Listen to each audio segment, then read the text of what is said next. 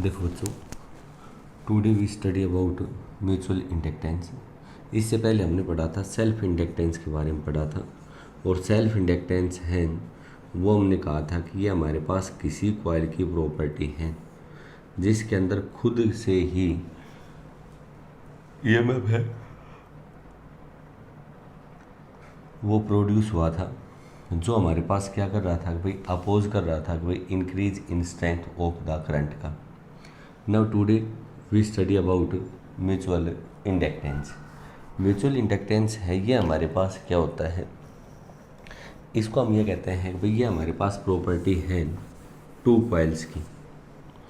It is the property of two coils in which when the strength of current is changes in one coil, then EMF, it is the property of two coils when the strength of current in one coil changes, then EMF will be induced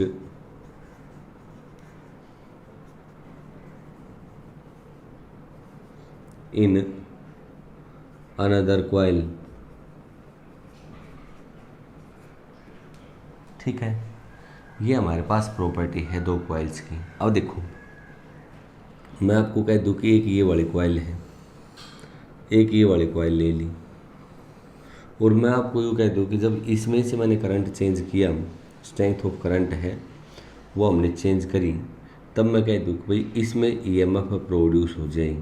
तो आप देखो, इसमें current change करेंगे तो EMF another coil में produce हुआ, और उसी प्रॉपर्टी को हमने किसका नाम दे दिया, म्यूचुअल इंडक्शन का नाम दे दिया। अब इसमें दो कॉइल है, ये कॉइल नंबर 1,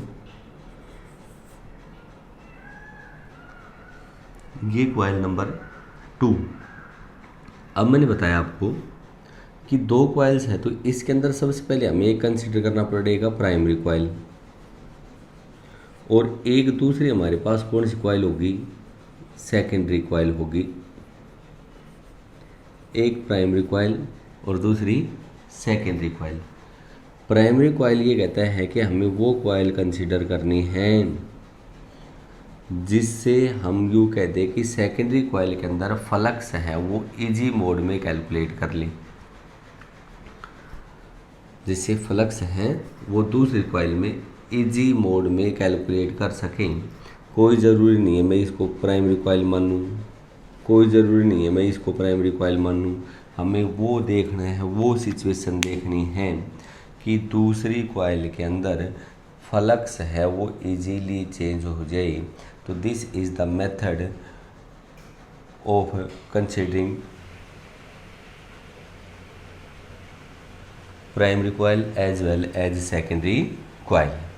अब देखो, अब मैंने आपको बताया कि यहाँ हमने ये बताया है कि भाई जब करंट एक कॉइल के अंदर करंट की स्ट्रेंथ चेंज करते हैं तो फ्लक्स है वो हमारे पास क्या होता है कि दूसरी कॉइल के अंदर प्रोड्यूस होता है।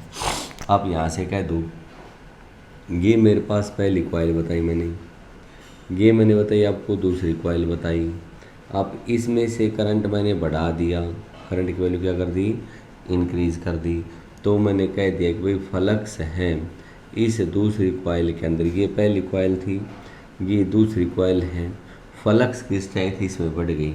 जनरल वे में मैं कह सकता हूँ कि भाई phi directly proportional to I, और phi is equal to M into आई।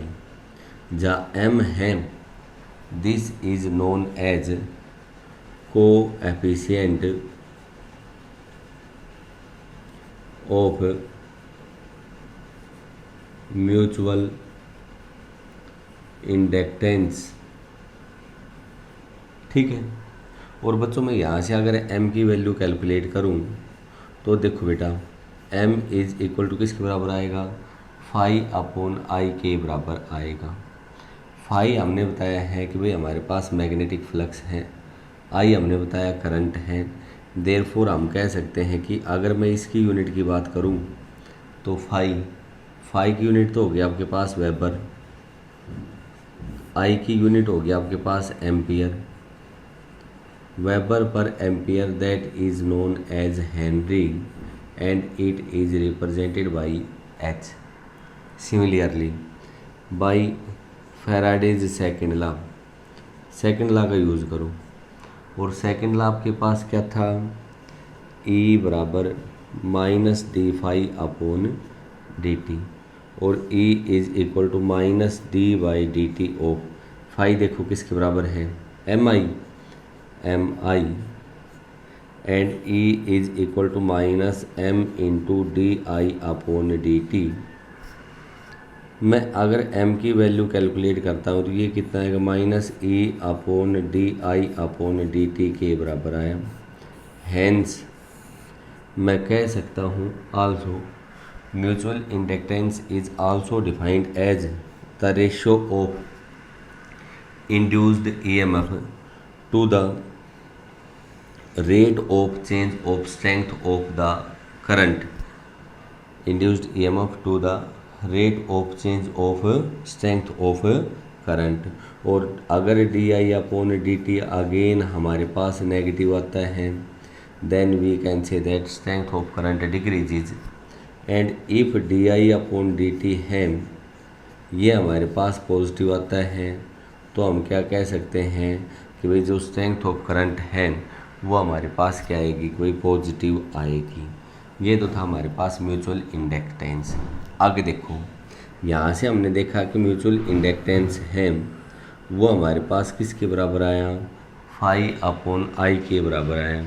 अगर मैं यहाँ से देखता हूँ तो मैं कह सकता हूँ कि फाई है वो आई पे डिपेंड करे, एम है वो फाई पे डिपेंड करेगा, और किस पे डिपेंड करेगा, आई पे डिपेंड करेगा। बट हम कहेंगे कि जैसे सेल्फ इंडक्टेंस फाई और आई पे डिपेंड नहीं कर रहा था, वैसे म्यूचुअल इंडक्टेंस है वो फाई और आई के ऊपर डिपेंड नहीं करेगा।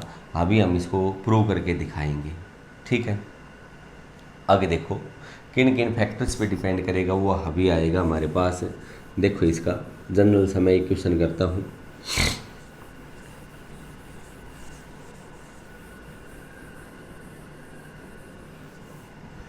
ये हमने कह दिया ये कॉइल एक है, this is coil number 1, this is coil number 2।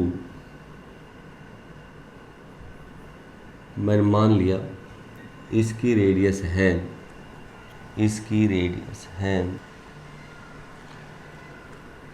2 coils मानी है, इसकी रेडियस R1 है, इसकी रेडियस R और इसकी रेडियस स्मॉल r, और मैंने ये कह दिया कि small r is very very less than capital R। Small r है वो वेरी वेरी लेस देन हमने कैपिटल R क्यों लिया है, क्योंकि हमने ये कह दिया कि इसको जैसे स्मॉल लेंगे तो इसके अंदर मैग्नेटिक फील्ड है वो यूनिफॉर्म क्रिएट हो जाएगा। उसके बाद हमने कह दिया कि दोनों कॉइल्स के बीच की डिस्टेंस है वो हमारे पास d के बराबर है इनके सेंटर्स के बीच की। मैंने मान लिया कि ये प्राइमरी कॉइल है और ये कौन सी कॉइल है आपके पास, सेकेंडरी कॉइल है। प्राइमरी कॉइल में से हमने करंट है वो आई फ्लो करवा दिया, और जैसे आई करंट फ्लो होगा तब मैं कहूँगा कि इसके सेंटर पे मैग्नेटिक फील्ड होगा B।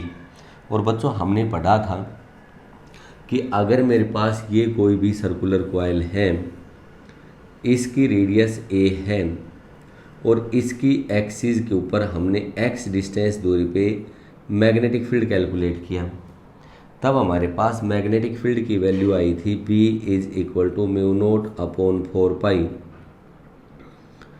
I upon 2 pi I into A square upon A square plus X square, और इसकी पावर कितनी आई थी आपके पास 3/2, यही आई थी। अब देखो इस कॉइल की रेडियस R के बजाय कितनी है A, और इसके सेंटर से एक्सिस की डिस्टेंस हमारे पास D है, तब मैं यहाँ से कह सकता हूँ कि जो मैग्नेटिक फील्ड होगा वो हमारे पास होगा B is equal to mu naught upon 4 pi 2 pi I into radius का square upon A square R square plus D square raise to power 3/2 के बराबर होगी। बोलो इसके कारण मैग्नेटिक फील्ड यही होगा। अब मैं कहता हूँ कि इस कॉइल से मैग्नेटिक फ्लक्स निकालना है सेकेंडरी कॉइल से। मैग्नेटिक फील्ड पहले का और फ्लक्स कौन सी का आएगा आपके पास है, दूसरी का आएगा। φ2 is equal to number of turns कितने हैं इसमें 1 है। φ2 is equal to magnetic field into area of cross section of the coil. और यहाँ से मैंने कह दिया कि भाई φ2 is equal to b1 mu naught 2 से 2 कैंसिल आउट हो गया, mu naught I R upon 2 into R square plus D square raise to power 3/2 into area pi R square, ये होगा। इसको आप इक्वेशन नंबर कह दो फर्स्ट। हम क्या कह रहे हैं, फ्लक्स कौन से प्रोड्यूस हो रहे हैं सेकेंडरी कॉइल में, करंट कौन सी फ्लो कर रहा है प्राइमरी कॉइल से। तो बच्चों हम कह सकते हैं कि φ2 की वैल्यू क्या आएगी, mutual inductance of secondary coil with respect to first into current flowing in primary coil. ये हमने कह दिया कि this is equation number 2। Left hand side बराबर है, हम क्या कह सकते हैं राइट हैंड साइड भी बराबर आएगी। और मैं कह सकता हूँ कि M21 into I is equal to mu naught I R square into pi small R का square upon 2 into R square plus D square R square plus D square raise to power 3/2। I से I cancel out हो गया। और मैं कह सकता हूँ कि जो कोएफिशिएंट ऑफ म्यूचुअल इंडक्टेंस आया वो आया mu naught R square into pi small R का square upon 2 into R square plus D square raise to power 3/2। अब यहाँ से देखो, ये बताओ क्या म्यूचुअल इंडक्टेंस में फाई और आई आया, नहीं आया। फाई और आई की वैल्यू नहीं आई। हम यहाँ से कह सकते हैं कि म्यूचुअल इंडक्टेंस है वो radius of primary coil radius of secondary coil के ऊपर डिपेंड करता है। और इनके बीच की डिस्टेंस डी डिस्टेंस के ऊपर भी ये डिपेंड करता है। मैं कह सकता हूँ कि कोएफिशिएंट ऑफ म्यूचुअल इंडक्टेंस है it depends on the geometry of these two coils, इनकी ज्योमेट्री पे डिपेंड करेगा। दूसरा हम क्या कहेंगे कि इनके बीच की डिस्टेंस के ऊपर भी क्या करेगा, डिपेंड करेगा। It does not depends on magnetic flux and current flowing through the primary coil. Flux और प्राइमरी कॉइल के करंट के ऊपर डिपेंड नहीं करेगा। दूसरा हम यहाँ क्या कह सकते हैं कि म्यू नोट हमने कह दिया कि मैग्नेटिक परमेबिलिटी है फ्री स्पेस की। लेकिन यहाँ पे हम देखेंगे तो हम कहेंगे कि इनके बीच में जो मीडियम हमने फिल किया है उसके ऊपर भी ये क्या करेगा, आपके पास डिपेंड करेगा कि it depends on the material medium between these two coils. This is the mutual inductance of these two circular coils. हो गया। आगे देखो, आगे अगर मैं आपको ये कह दूँ एनसीईआरटी प्रॉब्लम है, सो मैनी टाइम्स पूछी गई है। देखो ये कहा है कि हमें कैलकुलेट करना है mutual inductance of two coaxial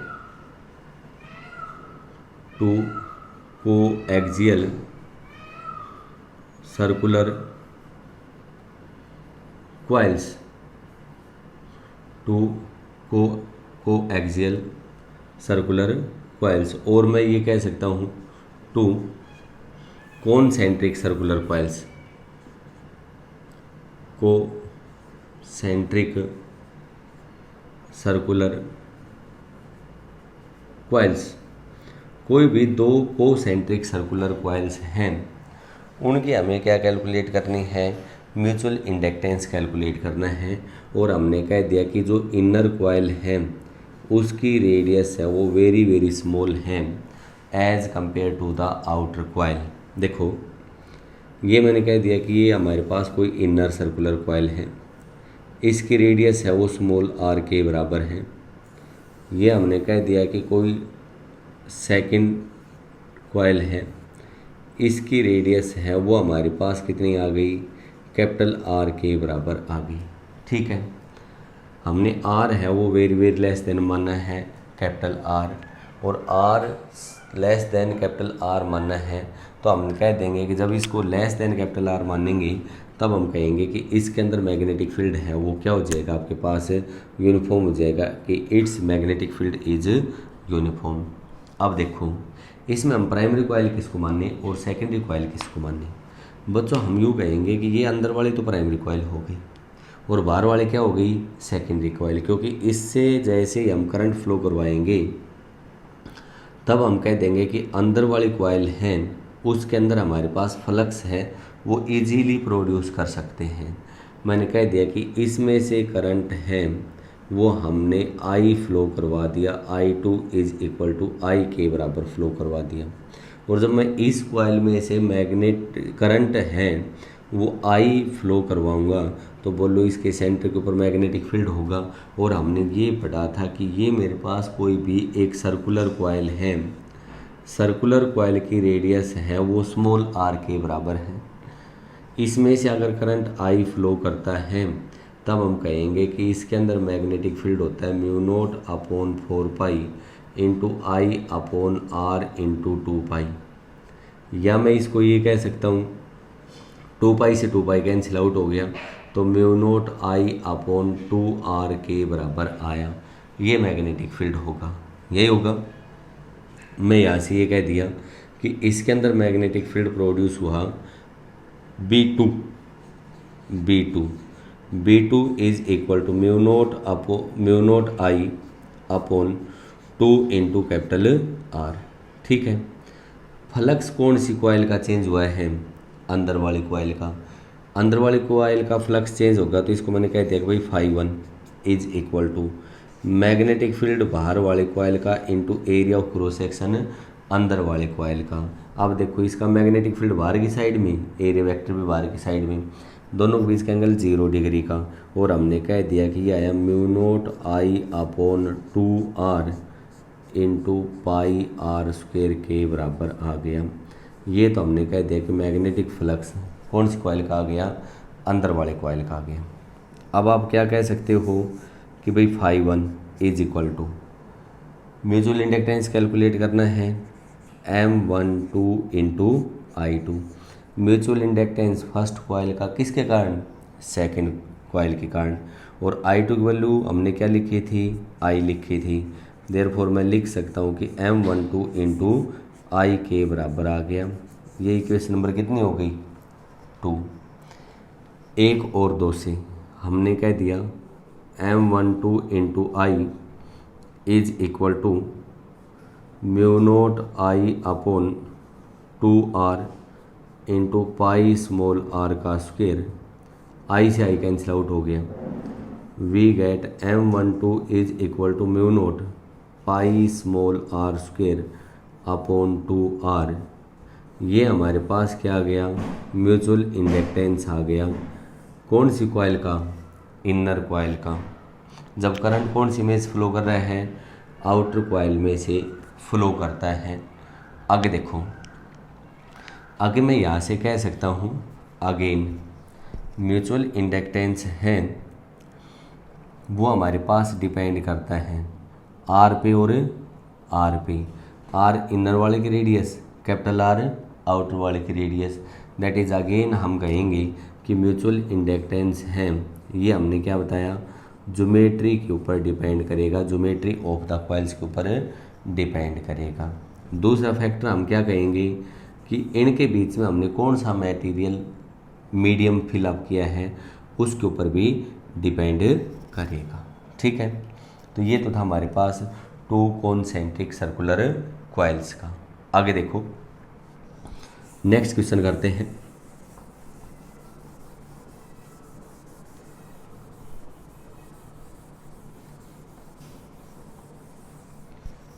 एक एनसीईआरटी की और प्रॉब्लम है, अनसॉल्व प्रॉब्लम है। ये प्रॉब्लम दे रखी है कि मेरे पास ये कोई भी एक इनफाइनाइट लॉन्ग वायर है, एक स्क्वायर लूप है,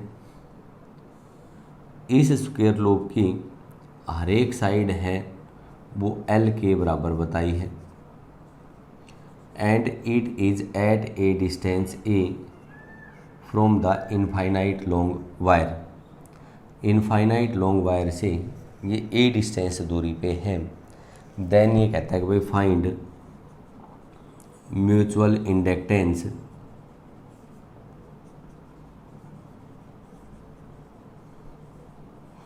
ऑफ द सिस्टम। इस सिस्टम का हमें क्या कैलकुलेट करना है, म्यूचुअल इंडक्टेंस है वो कैलकुलेट करना है।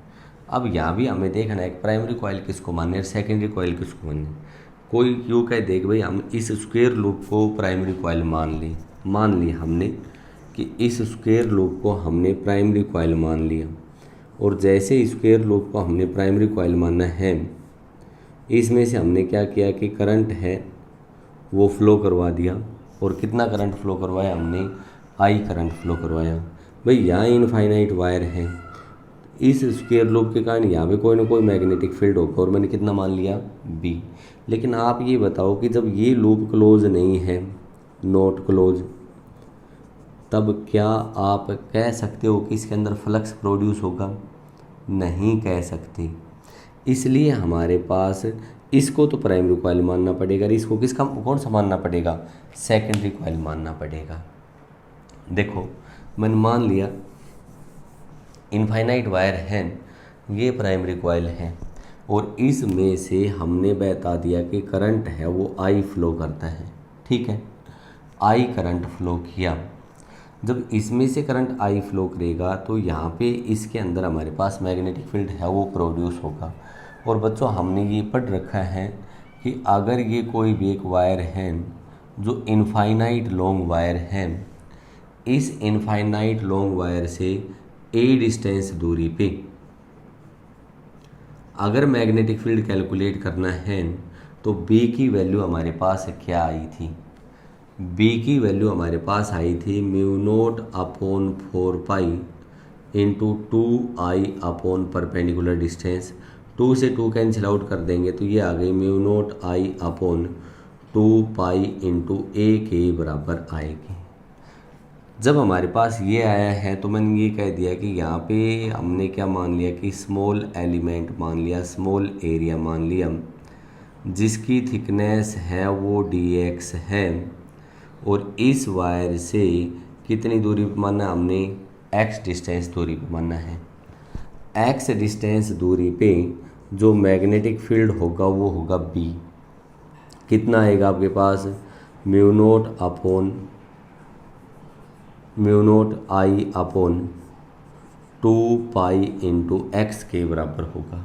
ठीक है, अब हमने कह दिया कि जब इसमें से करंट आई फ्लो कर रहे हैं तो यहाँ पे इस स्मॉल एरिया में से हमारे पास स्मॉल मैग्नेटिक फ्लक्स होगा, और स्मॉल एरिया हमारे पास किसके बराबर बताया है, D A is equal to L into D X के बराबर बताया है। यही बताया है, स्मॉल एरिया है वो हमारे पास किसके बराबर बताया इसने, एल इंटू डी एक्स के बराबर बताया है। This is the small area. तो बच्चों स्मॉल फ्लक्स होगा D phi is equal to B into D A के बराबर होगा, और बी की वैल्यू कितनी है आपके पास, mu naught I upon 2 X into L D X. यही होगा। हमने कह दिया कि जो स्मॉल फ्लक्स आया वो आ गया mu naught I L D X upon 2 के बराबर आ गया। टोटल फ्लक्स, और जब आप टोटल कैलकुलेट करोगे तब हमें क्या करना पड़ेगा, इसको इंटीग्रेट करना पड़ेगा। और टोटल फ्लक्स के लिए हमने कह दिया phi is equal to integration over, देखो यहाँ से यहाँ तक, इसका मतलब इसकी लिमिट हो गई ए से ए प्लस एल। यही होगा mu naught I L upon 2 into D X, यही वाला होगा। और मैं कह सकता हूँ phi is equal to X, और कहाँ गया इसका एक्स, ये रहा ना, sorry, mu naught I L upon 2 pi integration over A to A plus L D X upon X, और बोलो 1 अपॉन एक्स का इंटीग्रेशन log x, मैं कह सकता हूँ phi is equal to mu naught I L upon 2 pi log of x। इसकी limit कहाँ से कहाँ जा रही है, a से a प्लस एल। पहले अपर लिमिट पुट करो, फिर लोअर लिमिट पुट करो। बच्चों ये आ गया हमारे पास mu naught I L upon 2 pi log of a plus L minus log of a के बराबर आया। और ये देखो log m, और ये क्या है log n, log m minus log n। Phi is equal to mu naught I L upon 2 pi log m upon n इसके बराबर होगा। ये तो हमारे पास क्या आ गया, मैग्नेटिक फ्लक्स आया है। वायर में से करंट फ्लो किया था और लूप में क्या आ गया, मैग्नेटिक फ्लक्स। आल्सो मैं ये कह सकता हूँ phi is equal to mutual inductance into current. Phi इसका होगा, वो क्या होगा, म्यूचुअल इंडक्टेंस इनटू करंट। ये इक्वेशन नंबर 1, ये इक्वेशन नंबर 2। अब यहाँ से देखो लेफ्ट हैंड साइड बराबर है तो राइट हैंड साइड भी बराबर आएगी, और M I is equal to mu naught I L upon 2 pi log of A plus L upon A के बराबर होगा। आई से आई कैंसिल आउट हो गया and we get M is equal to mu naught L upon 2 pi into log of a plus L upon A के बराबर होगा। This is the value of mutual inductance of a wire and a close square loop.